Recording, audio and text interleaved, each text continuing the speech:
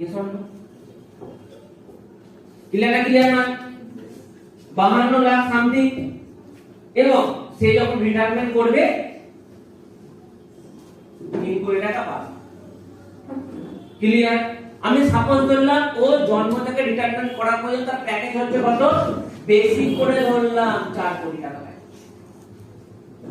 Yes or no? Yes or no? Yes. Matter না? Yes. এবার তুমি যদি এই সিস্টেমে আসার পর 30 বছরে যদি 25 কোটি টাকা কামাতে পারো, গেনার তুমি না তুমি নয়? Yes. নাকি না? গেনার নয়? গেনার তো? এবার আমি ছোট্ট একটা এক্সাম্পল দিই, আমাদের সিস্টেমে সিনিয়রের ছোট্ট একটা এক্সাম্পল দিই। ওই এক্সাম্পলটা শুনে তোমার কাছে ক্লিয়ার হয়ে যাবে সিস্টেমের অ্যাডভান্টেজ কি অ্যাক্টিভিটি আছে। প্রথম কন্ডিশন, আমাদের যে সিনিয়র যিনি রাজু স্যার আছে, ওনার ছোট্ট একটা স্ট্রাকচার আমি তোমাকে দেখাই, তারপর তুমি একটা হিসাব করে নেবে। অলরেডি সিস্টেমে 14 বছর দেওয়ার পর উনি ইনকাম করে নিয়েছেন, খুব কম করে হলো 5 কোটি টাকা ইনকাম করে নিয়েছে।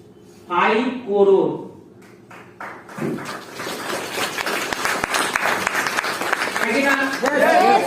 ঘটনা এটা।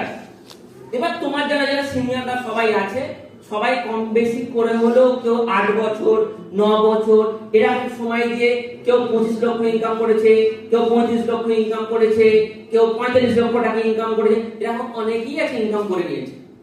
ক্লিয়ার না? এবার তুমি ভেবে দেখো 8-9 বছর দিয়ে যদি 45 লক্ষ টাকা ইনকাম করেছে, কেউ দেখা গেল কি 38 লক্ষ টাকা ইনকাম করে নিয়েছে। এবার তুমি একটা সাপোজ ভেবে দেখো, আলটিমেট যদি এর ইনকাম তুমি ওভারটেক করতে পারি, এটাই তো গেনার ম্যান। Yes or no? এটাই তো গেনার ম্যান। অথচ আমরা মাঝে মাঝে কি ভাবি, একটা মাসে একটা মাইনে হলে ফিক্সড হয়, কোন একটা জব